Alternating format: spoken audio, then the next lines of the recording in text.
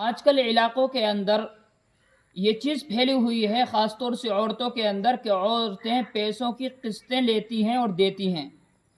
مثلا قسط والے سے 20,000 روپے نقد لے لیے اور پھر پیسے لینے کے بعد میں 20,000 سے زائد بھرتی ہیں۔ مثلا 22,000 روپے بھرنے ہیں، 24,000 روپے بھرنے ہیں، 25,000 روپے بھرنے ہیں، قسط وار ہر مہینے یا ہر ہفتے ان کو بھرا جاتا ہے۔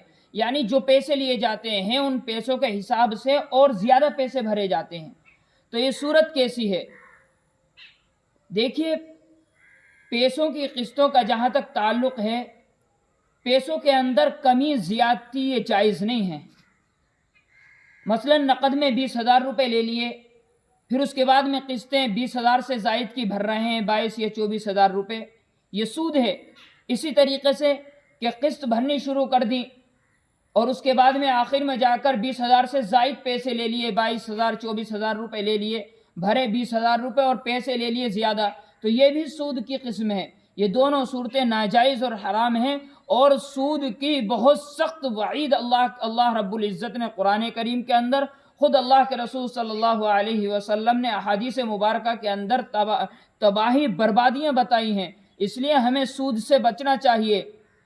قرآن کریم کے اندر اللہ فرماتے ہیں فَإِن لَّمْ تَفْعَلُوا فَأْذَنُوا بِحَرْبٍ مِّنَ اللَّهِ وَرَسُولِهِ، کہ اگر تم سود سے باز نہیں آئے،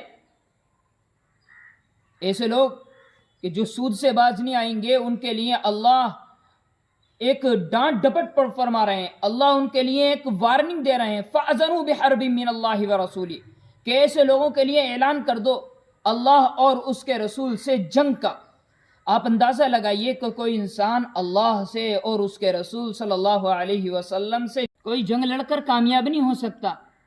اسی طریقے سے اللہ رب العزت نے قرآن کریم کے اندر یہ فرمایا الذین یأکلون الربا لا یقومون الا کما یقوم الذی یتخبطہ الشیطان من المس، کہ جو لوگ سود کھاتے ہیں تو ان کا کل قیامت کے دن حشر یہ ہوگا کہ وہ ایسے اٹھیں گے یتخبطہ الشیطان من المس، کہ جسے شیطان کسی کو چھو کر، کسی کو اوپر آ کر اس کی عقل کو خبط کر دیتا ہے، پاگل اور دیوانہ کر دیتا ہے، ایسے کل قیامت کے دن سود خور اٹھیں گے۔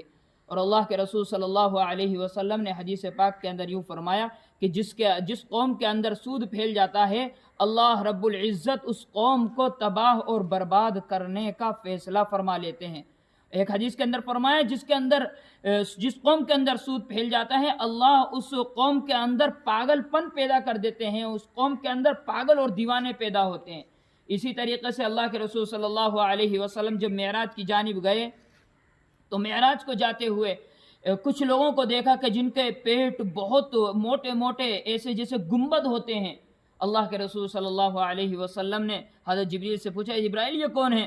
فرمایا کہ اللہ کے رسول صلی اللہ علیہ وسلم یہ وہ لوگ ہیں کہ جو سود کھاتے تھے، یہ سود خور ہیں۔ اندازہ لگائیے اتنا سخت گناہ سود کھانا، اور آج ہم سود کھانے کے اندر، سودی معاملات کے اندر، سودی لین دین کے اندر، سودی لکھت پڑھت کے اندر، سب کے اندر ملوث ہیں، جو سب گناہ کے اندر سب کے سب برابر ہیں۔ اللہ رب العزت ہمیں ایسی برائی سے حفاظت فرمائے۔